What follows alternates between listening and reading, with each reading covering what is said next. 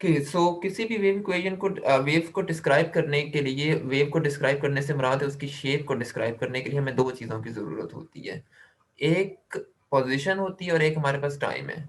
Even कि classical mechanics में हमें या फिजिक्स में जब भी हम चीज़ों की वजाहत करना चाहते हैं, चाहे वो उनकी मोशन से रिलेटेड हो, उनकी एनर्जी से रिलेटेड हो, वो उनकी शेप से रिलेटेड हो, किसी भी चीज़ से रिलेटेड कोई फिनोमेना है, उनको डिस्क्राइब करने के लिए हमें यही दो पैरामीटर्स चाहिए होते हैं क्लासिकल मैकेनिक्स में, या इवन के मॉडर्न फिजिक्स में भी, कि किसी वक्त टी पर कोई वेव किस पोजीशन पर मौजूद थी। सो असल में अब हमें यहाँ पर वो पोजीशन चाहिए जिसको हम y का नाम कह रहे हैं, और हमें y एक ऐसे फंक्शन की सूरत में चाहिए जो x और t के ऊपर डिपेंड करता हो। अब सवाल ये कि हम इसकी शेप अब हम किस तरीके से फाइंड करेंगे कि ये फंक्शन की असल फॉर्म क्या होगी। बुनियादी तौर पर ये फंक्शन इस बात की वजाहत कर रहा है कि अगर ये आपके पास x एक्सिस है और यहाँ पर आपके पास y एक्सिस पे टाइम है, हम इसके ऊपर कोई वेव जनरेट कर लेते हैं। सो ये एक वेव की शेप है। इसको हम लोगों ने सिंपल हार्मोनिक मोशन में भी देखा था कि जो ऑसिलेशन होती है वो साइनोसॉइडल होती है। अब सवाल ये है कि जैसे ये कोई पॉइंट है, इसके कॉरेस्पॉन्डिंग यहाँ पर कोई x है, इसके कॉरेस्पॉन्डिंग यहाँ पर कोई t है। अब इस x और t पर आपको इस वेव की शेप क्या मिलेगी, यानी कि ये पॉइंट किस जगह पर मौजूद होगा, इसकी लोकेशन क्या होगी, इसकी पोजीशन क्या होगी। तो उसके लिए हमें यहाँ पर कोई फंक्शन चाहिए। अब इस फंक्शन की असल हालत फाइंड करने के लिए हम बहुत सारे तरीके इस्तेमाल करते हैं। अब दोबारा से उन तरीकों की तरफ नहीं जाएंगे कि वो डेरिवेशन किस तरीके से होती है, लेकिन आप लोग जब कैलकुलस 2 में डिफरेंशियल इक्वेशंस को स्टडी करेंगे तो बार बार आपका वास्ता इस तरह की किसी इक्वेशन से पड़ेगा, D square x by d T square plus इधर से कोई कांस्टेंट होगा के स्क्वायर, और ये के वही वेव नंबर है आपके पास, एक्स इज इक्वल टू 0। सो ये एक डिफरेंशियल इक्वेशन है। इसको हम सेकंड ऑर्डर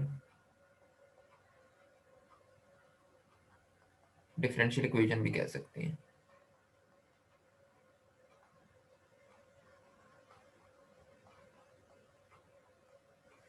और ये हमने बनाई हुक्स लॉ के जरिए। हुक्स लॉ बेसिकली होता है F is equal to minus k x.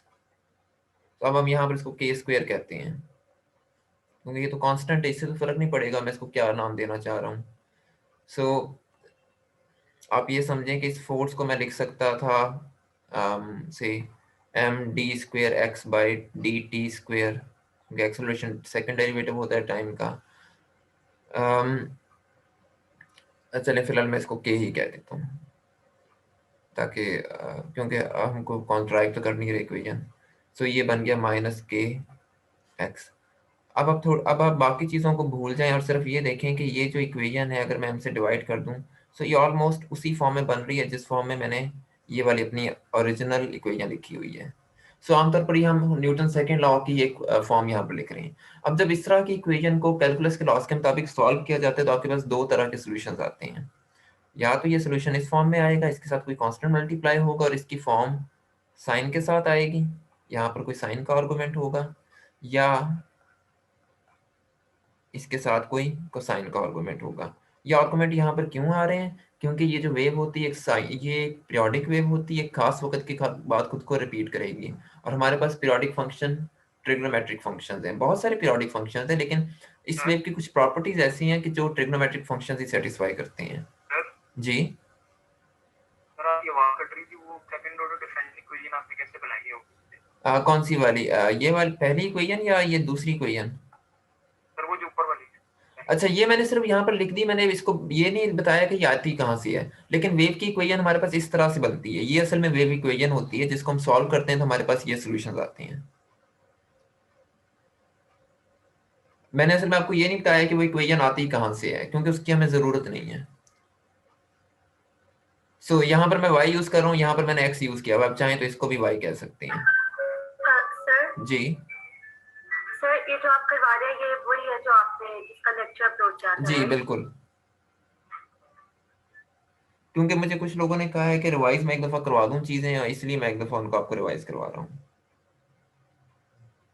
और हो सकता है कि वहां पर मैंने कुछ चीजें बहुत ज्यादा तफसील में ना बताई हों, तो या आप लोगों के कुछ सवाल हो साथ साथ, तो आप इसलिए। सो बहरहाल अब यहाँ पर हमारे पास साइन का आर्गुमेंट क्या आएगा। अब आर्गुमेंट में डेफिनेटली ये दो चीजें होनी चाहिए। सो सिंप्लीफाई करके हमें पता लगता है कि यहाँ पर ये दो नंबर आते हैं, के एक्स माइनस ओमेगा टी। और यहाँ पर मैंने जो फेज कांस्टेंट होता है, चूंकि मैंने वेव को जीरो से स्टार्ट किया है, इसलिए मैं यहाँ पर फाई ऐड नहीं कर रहा, वो चूंकि एक नंबर है, मैं यहाँ पर कुछ भी ऐड कर दूँ। असल चीज जो यहाँ पर अहम है वो ये देखने वाली है, ये इंपॉर्टेंट नहीं कि नंबर आते कहाँ से, क्योंकि हम उन टेक्निक्स को डिस्कस नहीं कर रहे। अहम बात ये है कि यहाँ पर ही माइनस का साइन क्यों आया है। मैंने के एक्स को तो पॉजिटिव लिखा है, लेकिन मैं ओमेगा टी के साथ माइनस का साइन लगा रहा हूँ, जिस तरह मैंने कल भी इस बात का जिक्र किया था लेक्चर में भी, कि ये नेगेटिव का साइन ये शो करता है कि आपके पास वेव किस डायरेक्शन में ट्रेवल कर रही है। अगर आप कोऑर्डिनेट सिस्टम इस तरीके से लेते हैं जिसमें राइट हैंड साइड पर प्लस एक्स एक्सेस हो और लेफ्ट हैंड साइड पर माइनस एक्स एक्सेस हो, तो जो वेव राइट की तरफ ट्रेवल करेगी उसमें ओमेगा टी माइनस के साथ आएगा, और जो वेव लेफ्ट की तरफ ट्रेवल करेगी उसमें ओमेगा टी के साथ प्लस का साइन आएगा। इसी तरीके से अगर आप इस कोऑर्डिनेट सिस्टम को रिवर्स कर दें, कि आप इसको इन्वर्ट कर देते हैं, इन्वर्ट करने से मुराद ये है कि आप यहाँ पर आप प्लस एक्स ले लें, यहाँ पर माइनस एक्स ले लें, सो आपके साइंस ऑटोमेटिकली रिवर्स हो जाएंगे। अब सर जी, सर अगर वेव पॉजिटिव एक्स एक्सिस की तरफ जा रही है तो फिर ओमेगा टी नेगेटिव क्यों है? ओमेगा टी एक तो नेगेटिव, अच्छा इसकी जो असल रीजन है वो रीजन हमें पता लगती है जब हम इस डिफरेंशियल इक्वेशन को सॉल्व करेंगे उसके, क्योंकि यहाँ पर मैंने के की असल फॉर्म वैसे भी नहीं लिखी कि के असल में है क्या। लेकिन हम इसको क्रॉस चेक कर सकते हैं, जब हम एक चीज को फर्स्ट प्रिंसिपल्स के थ्रू एलेबोरेट ना करना चाह रहे हैं तो फिर हम एक और तरीके से चेक कर सकते हैं कि आप यहाँ से वेलोसिटी निकालें। हमें पता है जो चीज पॉजिटिव एक्स की तरफ जा रही होगी उसका वी भी पॉजिटिव होगा। आपकी नॉइज आ रही है अब काफी ज्यादा, आई थिंक बैकग्राउंड म्यूजिक है, can you please turn that of. तो आप ये चेक कर सकते हैं कि अगर कोई वेव राइट की तरफ जा रही है, पॉजिटिव एक्स की तरफ जा रही है, ये है क्या चीज आपके पास वेलोसिटी की डेफिनेशन के मुताबिक v is equal to d x by d t. Time तो हमेशा पॉजिटिव होगा, ये हमें पता है। अगर मैं इस x को पॉजिटिव ले रहा हूं तो मुझे पता है कि मेरा v भी पॉजिटिव होगा अगर मैं पॉजिटिव एक्स की तरफ जा रहा हूँ। सो यहाँ से ये तो हमें पता है कि अगर हम पॉजिटिव एक्स की तरफ जा रहे हैं तो मेरी वेलोसिटी पॉजिटिव होनी चाहिए। अब मैं इसको सॉल्व करके देख लेता हूँ, इस इक्वेशन को यहाँ से वेलोसिटी निकालूं। अगर इस माइनस के साइन के साथ मेरी वेलोसिटी पॉजिटिव आ जाती है तो इसका मतलब है कि हमें यहाँ पर नेगेटिव का साइन लगाना होगा। अगर मैं यहाँ पर प्लस लगाता हूँ तो आप ये देखेंगे जो आपके पास वेलोसिटी निकलेगी वो असल में माइनस ओमेगा बाय के बराबर आएगी, या के बाय ओमेगा आएगी। सो बहरहाल यहाँ पर को माइनस का साइन आता है आपके पास, सो जो इंडिकेट करता है कि जब आप यहाँ पर प्लस का साइन लगाएंगे तो फिर आपकी जो वेलोसिटी आएगी वो नेगेटिव आएगी, और राइट हैंडेड कोऑर्डिनेट सिस्टम ये बताएगा कि वो वेव लेफ्ट की तरफ जा रही है, राइट की तरफ नहीं जा रही। सो ये इसको चेक करने का एक तरीका है। Okay sir. ये असल में आर्गुमेंट जो असल मेरे ख्याल में आपका सवाल था वो ये था कि हम फिजिक्स को देख के कैसे बताएंगे। इस सवाल का जवाब असल में हमें मिलता है सिमेट्री आर्गुमेंट्स में, और वो थोड़ा सा अब चूंकि एक एडवांस्ड आइडिया, इसलिए मैं उसकी वजाहत नहीं कर रहा, इसलिए हम इसको सिर्फ चेक करके देख रहे हैं। सो बहरहाल हम इसको डिफाइन करना चाहें तो किसी भी तरीके से कर सकते हैं। अगर मुझे इसके बल्कि बेहतर होगा कि मैं इसकी यहाँ पर जनरल फॉर्म लिख दूं इस इक्वेशन की। सो वो जो जनरल फॉर्म मेरे पास आएगी वो मेरे पास के x plus minus mega T और के x plus minus mega T में आएगी। अब इस बात से फर्क नहीं पड़ता कि मैं इसको मैं किस तरीके से शुरू कर रहा हूँ, साइन से कर रहा हूँ या कॉस से कर रहा हूँ, लेकिन चूंकि ये वाली जो रिप्रेजेंटेशन होती है, ये वाली रिप्रेजेंटेशन हमारे पास साइन के लिए होती है। So, इसलिए, और हम आमतौर पर वेव को जीरो से स्टार्ट कर रहे होते हैं जिसमें फाई की वैल्यू हमारे पास जीरो है, यानी किसी किस्म का फेज कांस्टेंट नहीं है। सो वो इस वजह से हम कन्वेंशनली इसको साइन के साथ लेते हैं, लेकिन ये कोई बहुत हार्ड एंड फास्ट रूल हमारे पास नहीं है, हम जो चाहे ले सकते हैं। अच्छा, अगली चीज इसमें ये कि मैंने यहाँ पर एक नंबर नया इंट्रोड्यूस करवाया के, और एक यहाँ पर ओमेगा है, एक नंबर मेरे पास फ्रीक्वेंसी है। ये तो हमें पता है कि लीनियर फ्रीक्वेंसी होती है।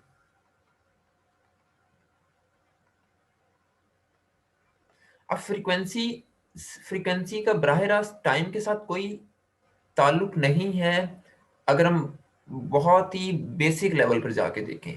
मतलब फ्रीक्वेंसी हमेशा टाइम के ऊपर डिपेंड नहीं करती। फ्रीक्वेंसी का मतलब सिर्फ ये होता है कि number of instances, number of oscillations, number of repetitions, बल्कि ये कहना चाहिए नंबर ऑफ रेपिटिशंस, मिसाल के तौर पर अगर आपको याद हो, आपने ओ लेवल्स में और मैट्रिक में कुछ चीज़ें पढ़ी होंगी, जिस तरह मैं यहाँ पर एक सैम्पल स्पेस डिफाइन करता हूँ, 1 1 2 3 4 1 6 5 10। अब यहाँ पर कोई नंबर, इसको मैं पी कह देता हूँ, यहाँ पर 1 कितनी दफ़ा रिपीट हो रहा है? 3 दफ़ा। इसका मतलब है कि इसकी फ्रीक्वेंसी कितनी होगी? Frequency of 1 is 3। अब यहाँ पर इस 1 के आने का ताल्लुक इस बात से नहीं है कि यहाँ पर टाइम को इंक्लूड है, इस बात का ताल्लुक सिर्फ नंबर ऑफ रेपिटेशंस के साथ है। सो जब हम बात करते हैं कि नंबर ऑफ ऑसिलेशंस, तो जब मैं ये कहता हूं कि number of oscillations per unit time, इस बात का मतलब होता है कि मैं यहाँ पर इससे मुराद इसको डिफाइन कर रहा हूँ ओमेगा के तौर पर, यानी कि कैसी नंबर ऑफ ऑसिलेशंस जितनी भी आपके पास आ रही होंगी। और आमतौर पर एक आपके पास जो टोटल पॉसिबिलिटीज होती है वो 2 पाई की रेजीम के अंदर ही होती है, आप 2 पाई से बाहर तो जा नहीं सकते। सो बार हम इस फार्मूले को डिफाइन करते हैं 2 पाई/t की फॉर्म में। इसी तरीके से मैं इस फार्मूले को इस तरीके से भी तो डिफाइन कर सकता हूँ, number of repetitions of a wave और number of oscillations per unit distance. आप ये समझें कि यहाँ से आपके पास कोई सोर्स ऑफ लाइट है जो यहाँ से रेडिएशन निकाल रहे हैं, यहाँ पर आपने कोई स्लिट रख दी, एक मिसाल के तौर पर हम एक ही स्लिट रख लेते हैं। अब यहाँ से इस सोर्स से आपके पास मुख्तलिफ तरह की रेडिएशन एमिट हो रही होंगी, कुछ की एनर्जी बहुत कम होगी, कुछ की एनर्जी बहुत ज़्यादा होगी। हम एज्यूम ये करते हैं कि कुछ की एनर्जी कम है, कुछ की ज़्यादा है। जिनकी एनर्जी ज़्यादा होगी वो तो यहाँ इस स्लिट तक पहुँच जाएंगी, या ये सारा फासला कवर करके, और हम इस स्लिट के फौरन इसके साथ यहाँ पर लगा देते हैं एक डिटेक्टर। डिटेक्टर का काम है काउंटिंग करना। मैं इसको बल्कि ये कह देता हूँ कि मैंने यहाँ पर एक काउंटर सेट कर दिया। अब ये काउंटर ये डिसाइड करेगा कि ये फासला तय करके कितनी नंबर ऑफ वेव्स यहाँ तक पहुंची, और मैं कह देता हूँ कि ये जो फासला है मेरे पास 1 लैम्डा के बराबर है, जो एक वेवलेंथ है। इसको मैंने लैम्डा कह दिया, आप इसको कोई भी नंबर कह सकते हैं। असल में ये यूनिट डिस्टेंस है, आप जिसको चाहे डी कह लें, डी के केस में ये 1 मीटर होगा। आप लैम्डा कहना चाहते हैं वेव के लिए तो लैम्डा कह लें, जो वेव की पॉसिबल लेंथ हो सकती है। अब हम ये देखना, ये डिटेक्टर काउंट करेगा कि कितनी नंबर ऑफ वेव्स ऐसी हैं जिन्होंने ये फासला तय करके यहाँ तक पहुंची हैं। सो ये भी तो आपके पास फ्रीक्वेंसी बता रहा है ना, रेपिटेशन बता रहा है, नंबर ऑफ ऑसिलेशन बता रहा है। बेसिकली असल में तो सिर्फ एक नंबर बता रहे हैं कि कितनी नंबर ऑफ वेव्स ऐसी हैं जो लैम्डा फासला तय करके आपके पास इस डिटेक्टर तक पहुंच रही हैं, या कितनी वेव्स ऐसी हैं जिन्होंने असल में ये वाला पॉइंट, इसको हम ए कह देते हैं, इस पॉइंट ए को क्रॉस किया है। सो इन द सेम फैशन हम लोग स्पेशल फ्रीक्वेंसी को भी डिफाइन कर सकते हैं, 2 पाई/लैम्डा, और इसको वेव नंबर कहते हैं। सो ये आपके पास असल में स्पेशल फ्रीक्वेंसी होती है। स्पेशल का जो वर्ड है वो पोजीशन एक्सेस के लिए इस्तेमाल होता है, पोजीशन सॉरी एक्सेस नहीं, पोजीशन कोऑर्डिनेट्स के लिए इस्तेमाल होता है। सो ये स्पेशल फ्रीक्वेंसी है। इसका ताल्लुक उस लीनियर फ्रीक्वेंसी के साथ नहीं है, क्योंकि उस लीनियर फ्रीक्वेंसी का ताल्लुक इस एंगुलर फ्रीक्वेंसी के साथ। इसको टेम्पोरल फ्रीक्वेंसी भी कहते हैं, टेम्पोरल फॉर टाइम।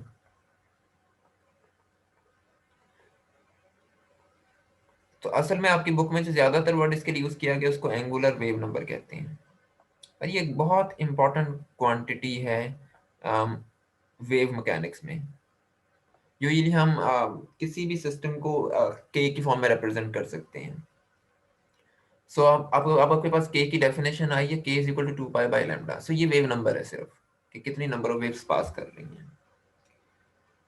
इसमें कोई मुश्किल, आप लोगों को ये आइडिया क्लियर हो गया के का, के से हम क्या मुराद लेना चाह रहे हैं? अगर कोई सवाल है तो आप लोग पूछ सकते हैं।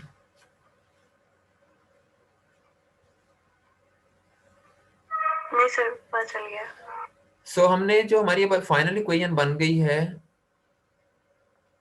एक दफा दोबारा से उसको यहाँ पर लिख देता हूँ, साइन के x plus minus omega t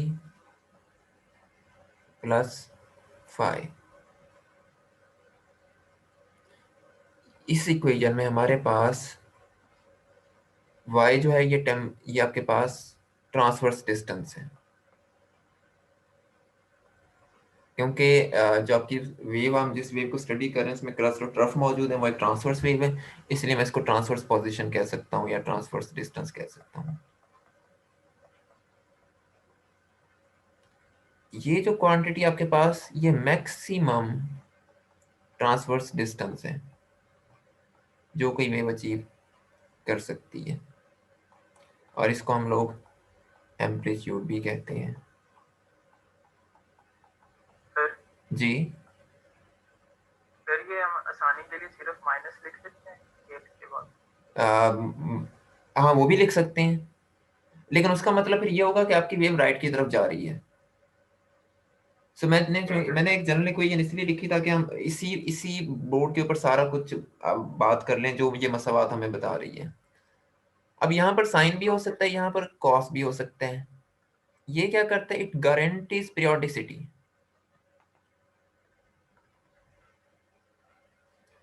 ये सिर्फ इस बात की जमानत है कि वेव ने खुद को रिपीट करना है, और प्लस साइनोसॉइडल शेप, ये हमें साइनोसॉइडल शेप भी बता देता है उसकी।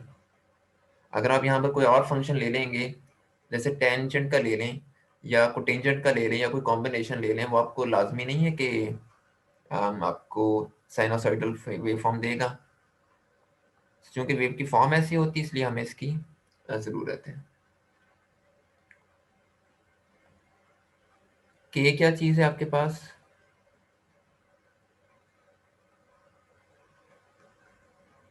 Angular wave number. So k is equal to 2 pi by lambda। x सिर्फ पोजीशन है, कोई भी पोजीशन हो सकती है। सिमिलरली t टाइम है आपके पास। मेगा यहाँ पर किस चीज़ को रिप्रेजेंट कर रहा है, angular frequency. Omega is equal to 2 pi by f. आपके पास फाई क्या चीज़ है यहाँ पर, एक मिनट, फेज कांस्टेंट। ये आपको ये बताता है कि आपकी वेव शुरू कहाँ से हुई है। सर जी सर अगर एक वेव स्टार्ट हो रही है और सर अगर वो साइन की वेव ही है लेकिन उसके अंदर पहला ट्रफ आ रहा है, दैट मींस उसका जो ट्रफ है वो एक्स एक्सिस से बिलो है, तो यहाँ पर साइन माइनस साइन के साथ रिप्लेस हो जाएगा उस केस में। वो फिर आपको ये फाई रिप्रेजेंट करेगा। फिर आप यहाँ पर ये कहेंगे उस सूरत में आपका जो फाई है वो माइनस पाई के बराबर होगा। ओके जी सर। जिस तरह हमने कल एक प्रॉब्लम है नहीं, फाई को पाई बाई 2 के बराबर कैलकुलेट किया था, जी बिल्कुल उसी तरीके से हम वो फिर कैलकुलेशन करेंगे। वो बड़ा सीधा सा तरीका है। उस सूरत में कल हमने जो इक्वेशन ली थी उसमें हमने कहा था कि y is equal to y m है। जो बात आप कर रहे हो उसमें y बराबर हो जाएगा माइनस वाई एम के, क्योंकि अब एग्जैक्टली सर। सो यहाँ पर -1 आएगा। So -1 is equal to sine of phi आ जाएगा। सो ये आपको पाई देगा। ओके तो सर यू मीन के वहां पर उसका एम्पलीट्यूड नेगेटिव हो जाएगा फिर? एम्पलीट्यूड नेगेटिव हो जाएगा।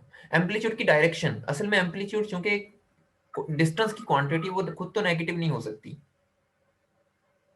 सो वो सिर्फ ये शो करेगा कि वो एक्सेस पे डाउनवर्ड है। Okay sir, thank you so much sir. So ये आपका फेज कांस्टेंट है, ये पॉजिटिव भी हो सकता है, ये नेगेटिव भी हो सकता है। अच्छा, अब यहाँ पर हमारे पास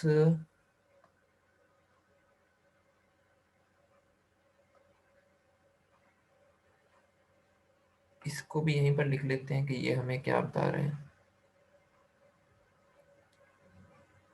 यहाँ से दो ऑप्शन हमारे पास आ रहे हैं, या तो ये पॉजिटिव होगा या ये नेगेटिव होगा। पॉजिटिव है ट्रेवलिंग टुवर्ड्स राइट,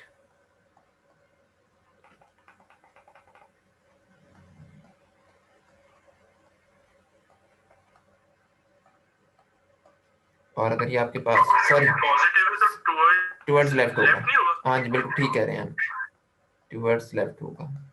और अगर ये नेगेटिव है तो टुवर्ड्स राइट।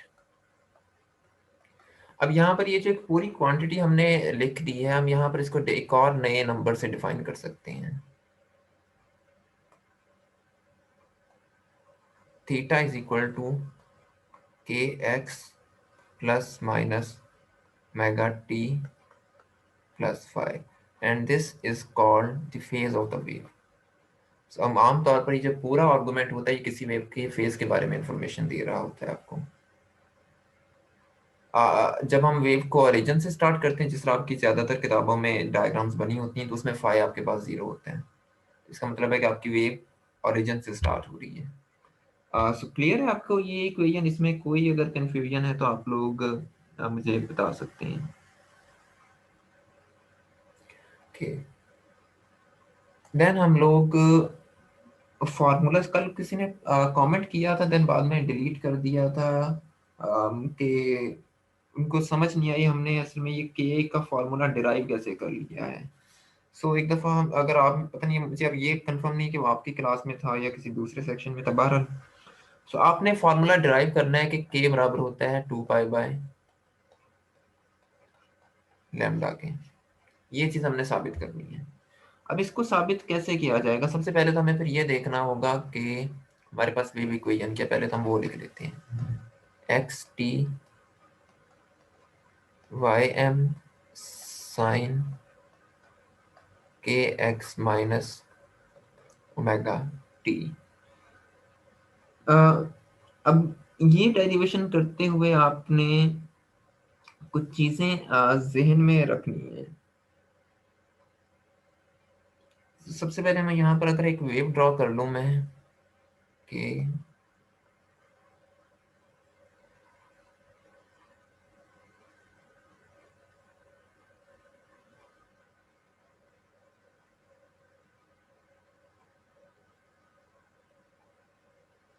या एक वेव हम इस तरीके से ड्रॉ कर लें। सो ये हमने एक वेव की दो डिफरेंट शेप्स बना ली हैं। अब हम फाइंड करना चाह रहे हैं वेव नंबर। वेव नंबर का ताल्लुक है एक्स के साथ। अब एक ये चूंकि एक डिफरेंशियल इक्वेशन का सॉल्यूशन, तो आपने जहन में एक चीज़ याद रखनी कि जब हम इस तरह के काम कर रहे होते हैं तो हमें कुछ बाउंड्री कंडीशंस की ज़रूरत होती है, हमें कुछ इनिशियल वैल्यूज़ की ज़रूरत होती है। सो अब चूंकि हम वैल्यू फाइंड करना चाह रहे हैं के की, के का ताल्लुक टी के साथ नहीं है। सब हम यहाँ पर कंडीशन ये लगाएंगे जिसमें आपका एक्स तो नॉन जीरो होगा लेकिन हम टी को जीरो ले लेंगे। ये हमारी बाउंड्री कंडीशन है। तो जब हम टी को जीरो लेंगे तो आपके पास ये इक्वेशन बन जाएगी एक्स जीरो, क्योंकि के का ताल्लुक टी के साथ है ही नहीं, इसलिए हम टी को सिंपली इग्नोर कर सकते हैं यहाँ पर। सो वाई एम साइन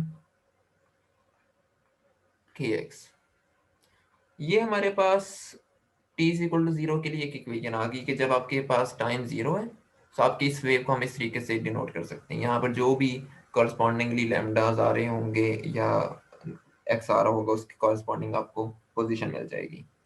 अच्छा, अब हमने इसके बाद इसमें कुछ बाउंड्री कंडीशंस ऐड करनी है। बाउंड्री कंडीशंस ऐड करने का मतलब ये होता है कि ये वेव यहाँ से शुरू हो रही है और यहाँ पर खत्म हो रही है जाके। आपने इन दोनों के लिए वेव इक्वेशन फाइंड करनी है और देन उसे उसको इक्वेट कर लेना है। सो आपके पास कोई भी जो कैलकुलस की वेव इक्वेशन, कोई भी डिफरेंशियल इक्वेशन होती है, वो असल में बाउंड्रीज के ऊपर सेम रिजल्ट देती है। ये एक तरीका है उनको सॉल्व करने का जो हम कैलकुलस में इस्तेमाल करते हैं। अब यहाँ पर हमारे पास बाउंड्री कंडीशंस कौन कौन सी होंगी? एक तो बाउंड्री कंडीशन हमारे पास इस तरीके से है कि ये वेव खुद को रिपीट करेगी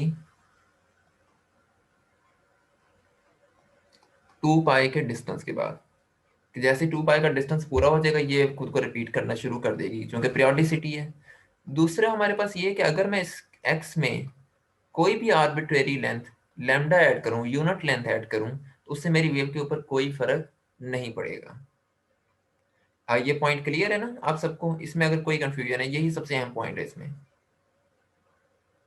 सर, समझ नहीं आया। अच्छा, अब आपके पास ये दो पॉइंट्स हैं। अब ये देखें कि हमने ऐसी दो कंडीशंस फाइंड करनी है जिसमें ये जो इक्वेशन नंबर 1 है ये चेंज ना हो हमारे पास। अब ये असल में डिफरेंशियल इक्वेशंस को सॉल्व करने का एक तरीका होता है। अब ये इक्वेशन कब चेंज नहीं होगी, उसके लिए हमारे पास क्या क्या पॉसिबिलिटीज हैं? एक पॉसिबिलिटी तो ये है कि अगर मैं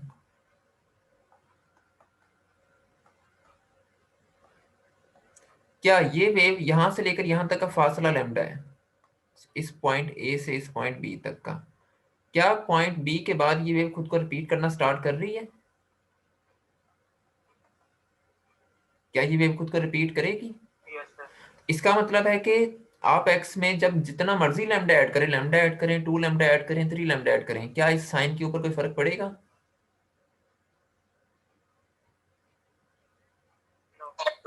नहीं पड़ेगा। तो इसका मतलब है मैं यहाँ पर एक्स प्लस लैम्डा कर सकता हूँ, इससे मेरी वेव इक्वेशन तब्दील नहीं हो रही। ये मेरे पास एक पहली बाउंड्री कंडीशन है सॉल्व करने के लिए। दूसरी कंडीशन क्या है जिसमें मेरा सिस्टम तब्दील ना हो, वो ये कि यहाँ पर आपके पास फेज है 0, यहाँ पर फेज है 2 पाई। आपका आर्गुमेंट 2 पाई के बाद खुद को रिपीट करेगा। सो जैसे ही मैं इसमें अगर मैं इसमें 2 पाई ऐड कर दूं, सो फॉर एग्जांपल मेरे पास नंबर है साइन ऑफ थीटा, क्या ये साइन ऑफ थीटा बराबर है साइन ऑफ थीटा प्लस 2 पाई के?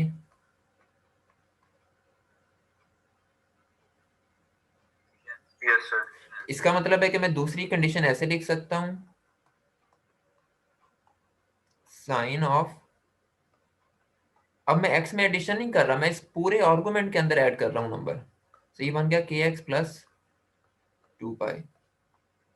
ये हमारे पास दो कंडीशंस आ गई हैं जिसमें हमारी इक्वेशन तब्दील नहीं होती। अगला काम जी, कोई क्वेश्चन? जी अगर कोई क्वेश्चन है तो आप लोग पूछ लें मुझसे यहाँ पर। No sir. सो ये जब हमारे पास दो कंडीशंस आ गई तो हम इसका मतलब है कि इन दोनों को बराबर रख सकते हैं। जब हम इनको बराबर रखेंगे, so y sine of k x plus lambda is equal to y sine के एक्स प्लस 2 पाई। तो यहाँ पर आपके पास y m से कैंसिल हो जाएगा। अच्छा, साइन को हम ऐसे कैंसिल नहीं कर सकते हम के जिस तरह हम आम रूटीन में करते हैं कि मैं इसको यहाँ से कैंसिल कर दूं। उसका असल तरीका यह है कि आपको इस साइन को लेके जाना होगा दूसरी साइड पे। यहाँ तो वैसे आप ये स्टेप डायरेक्ट कर सकते हैं, लेकिन मैं सिर्फ समझाने के लिए आपको बता रहा हूँ। तो यहाँ पर ये आके बन गया साइन इनवर्स। अब यहाँ पर आपके पास ब्रैकेट में नंबर आएगा साइन इन टू के एक्स प्लस 2 पाई। अब ये जो साइन इनवर्स इनटू साइन होगा, ये असल में आपके पास आइडेंटिटी के बराबर है, 1 है। तो जिसकी वजह से अब मैं यहाँ पर लिख सकता हूँ, ये इस तरीके से असल में हम साइन को कैंसिल करते हैं। सो के एक्स प्लस के लैम्डा इज इक्वल टू के एक्स प्लस 2 पाई। अगेन यहाँ पर आपके पास के एक्स तो कैंसिल हो गए, आपने के की वैल्यू कैलकुलेट करनी है। K is equal to 2 pi by lambda. ये आपके पास वेव नंबर आ गया। सर मेरा एक क्वेश्चन है जी सर, ये जो आपने इक्वेशन नंबर 2 में एक्स प्लस लेमडा किया है वो इसलिए क्योंकि जहां से वो अपनी इनिशियल स्टार्ट करेगा वो वापस अपनी उसी पोजीशन पे आ जाएगा। हाँ बिल्कुल, कि उस असल में उस फासले के बाद ये नहीं अच्छा एक तरह से हम ये नहीं कह सकते कि अगर आपके पास वेव ना पॉइंट ए से पॉइंट बी तक जा रही हो, तो हम ये नहीं कहेंगे कि वो वापस उसी पोजीशन पे आ गया, लेकिन हम ये कहेंगे कि वो असल में इस पॉइंट के बाद, इस लैम्डा के बाद खुद की अपनी शेप को रिपीट करना शुरू हो गए हैं। तो पेंडुलम वाले केस में आपकी बात ठीक होगी कि वो वापस उसी पॉइंट पर आ जाएगा, लेकिन अगर कोई वेव प्रोपेगेट कर रही है तो फिर हम ये कहेंगे कि वो असल में अपनी शेप को रिपीट कर रहे हैं। मतलब दोनों बातों का एक ही है। ठीक है, तो इस तरीके से हम लोग ये वेव नंबर डिराइव करते हैं। अच्छा इसी तरह आप लोग ये देख सकते हैं कि अगर मैं यहाँ पर एक और तब्दीली कर दूं, जी इन नंबरों को इरेज करने दें, ये मैंने कल रिकॉर्डिंग में नहीं किया था, शायद मैं भूल गया करना इसको।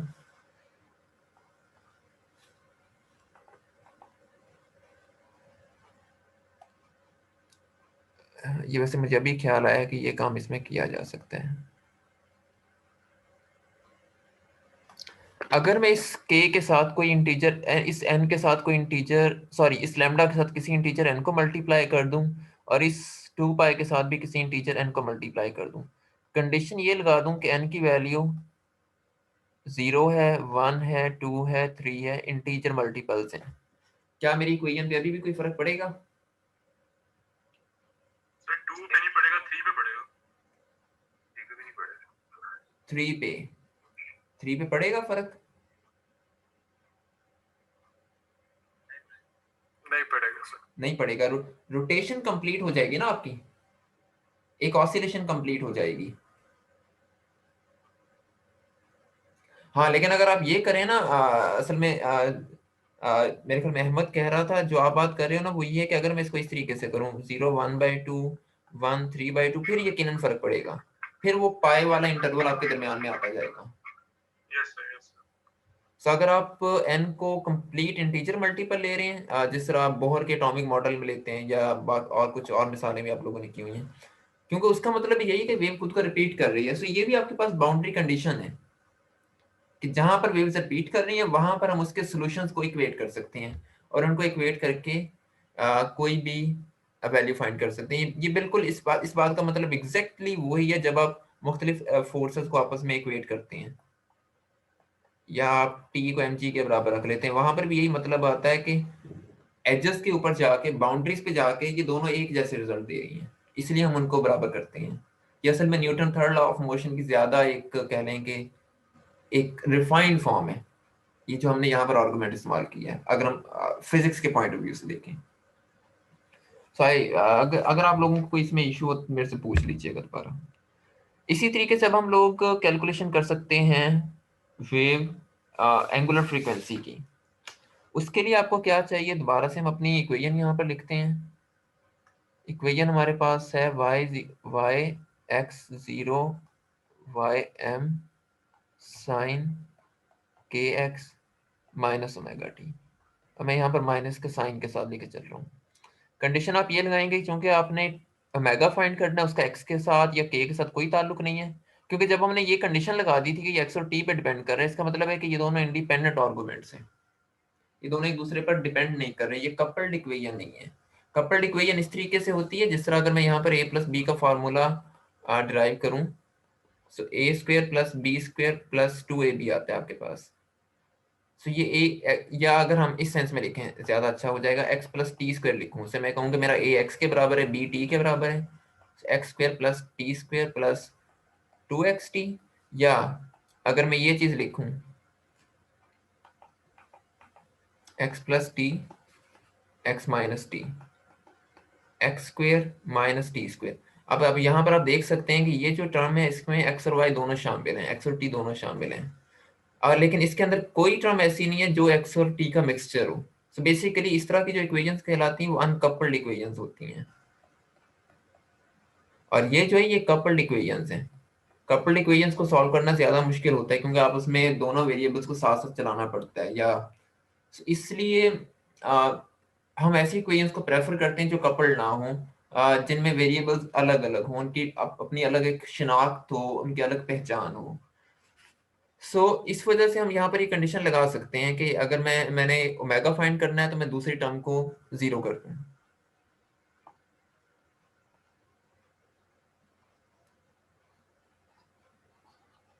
Let me erase this.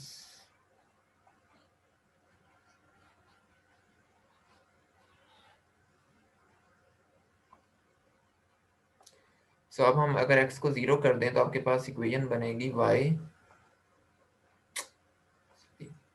0 t ym sin minus omega T. कल मैंने थोड़ी सी यहाँ पर कंफ्यूजन क्रिएट कर दी थी, ओमेगा के साइन में वो लिखते वक्त मेरे से गलती हो गई थी। ये जो ओमेगा है ये असल में ये किसी एक नंबर के साथ मल्टीप्लाई नहीं हो रहा, ये पूरे आर्गुमेंट के साथ मल्टीप्लाई हो रहा है। यहाँ पर असल में ओमेगा टी थीटा के बराबर है। अगर मैं यहाँ पर माइनस ओमेगा टी लिख रहा हूँ तो इसका मतलब है कि इसका ताल्लुक माइनस थीटा के साथ है, किसी और नंबर के साथ नहीं है। अगर मैं यहाँ पर कोई कांस्टेंट ऐड करता हूँ तो ये माइनस का साइन पर कॉरेस्पॉन्डिंग उसके साथ भी आना चाहिए। बहरहाल हम आसानी के लिए ये करते हैं फिलहाल कि मैं इस माइनस के साइन को बाहर ही निकाल लेता हूँ, क्योंकि sine of minus theta sine theta के बराबर होते हैं। अब हमें ऐसी दो कंडीशंस फाइंड करनी है जिस पे ये वेव खुद को रिपीट कर रही हो। पहली कंडीशन तो हमें पता है कि अगेन जैसे ही हमारा फेज पूरा होगा वेव की रेपिटेशन स्टार्ट हो जाएगी। हमारे पास इसमें हम कोई भी कांस्टेंट नंबर ऐड कर सकते हैं। ये basically omega t plus five है, सिर्फ फाई आप जो मर्जी ऐड करें उससे फर्क नहीं पड़ेगा, लेकिन हमें फाई वो ऐड करना है जिसके बाद जाके वेव खुद को रिपीट कर रही हो।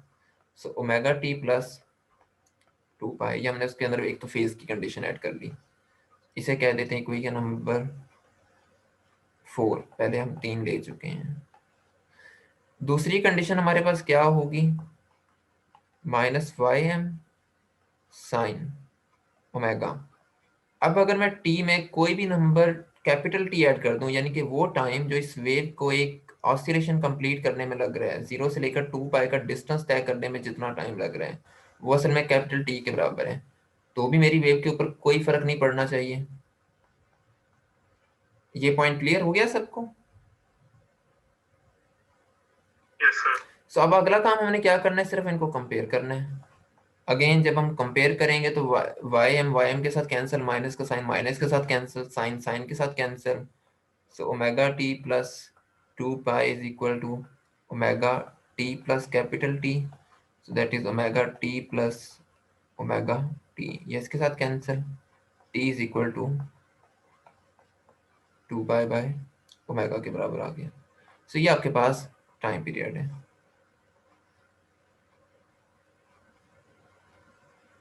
और यहाँ से हम यहीं पर मैं कैलकुलेशन कर लेता हूँ जल्दी।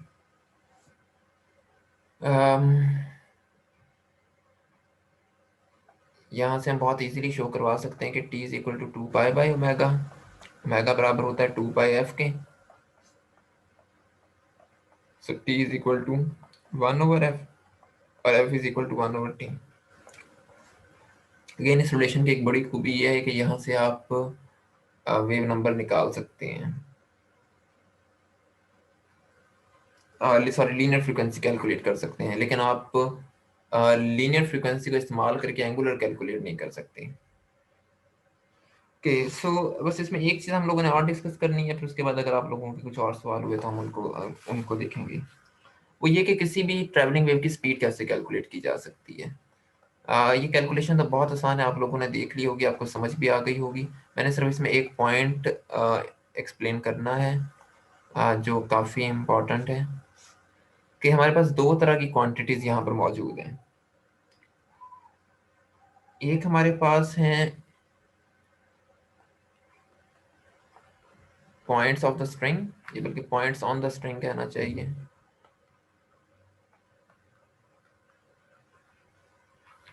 और दूसरी क्वांटिटी हमारे पास मौजूद है पॉइंट्स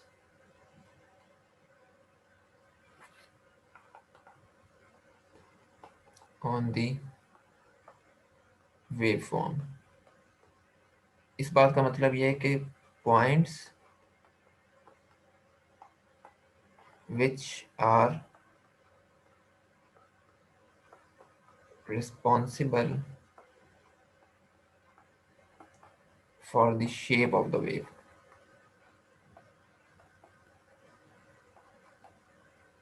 मिसाल के तौर पर हमने जो साइनोसॉइडल इक्वेशन लिखी थी, वो इक्वेशन हमें ये बता रही है कि आपकी जो वेव होगी उसकी शेप कुछ इस तरीके से होनी चाहिए।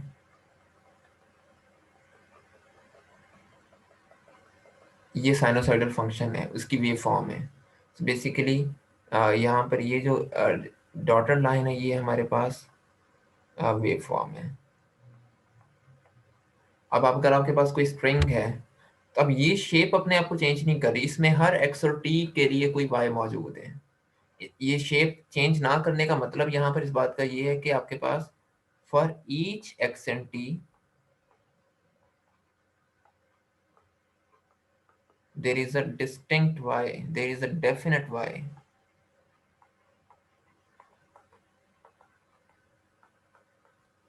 फिर तब्दील क्या चीज हो रही है, तब्दील यहाँ पर वो स्ट्रिंग हो रही है जिसको आप ऑसिलेट करवा रहे हैं, कि वो स्ट्रिंग असल में इसको इसको ट्रैक करती है या नहीं करती। So, असल में यहाँ पर अगर स्ट्रिंग इसको ट्रैक कर रही है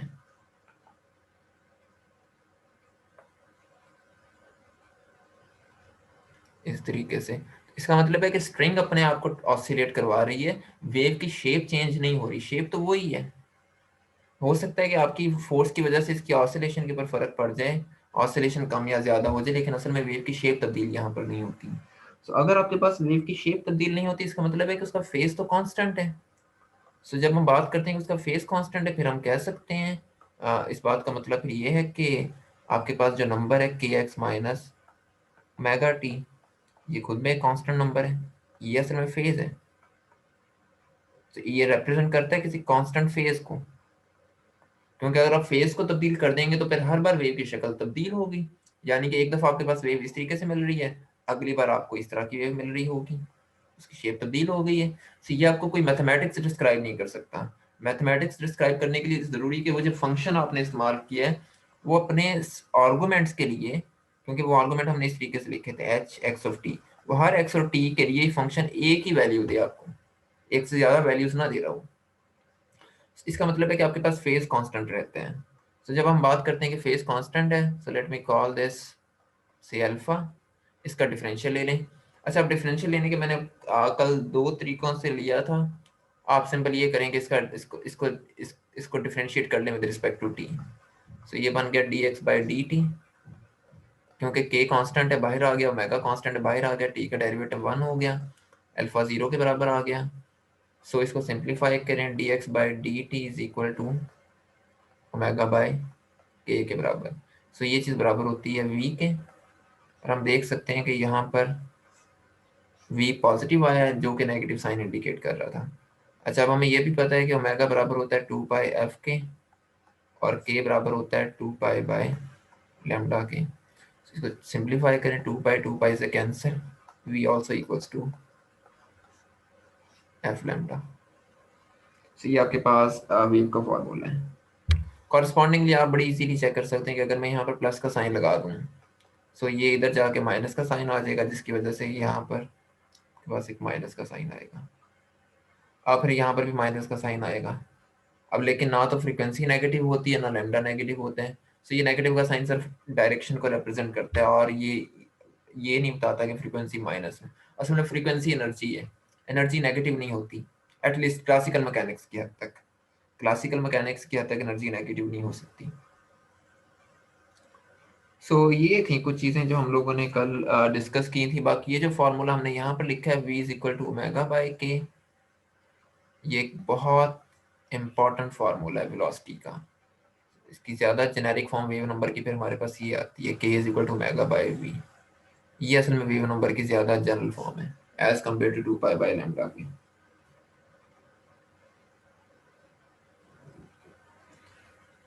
तो अगर देख लें, अगर आप लोगों का कोई सवाल है इसमें तो बस हमने तो बाकी प्रॉब्लम्स मैंने अपलोड कर दी थी। मैं रिकॉर्डिंग ऑफ कर देता हूँ इस अब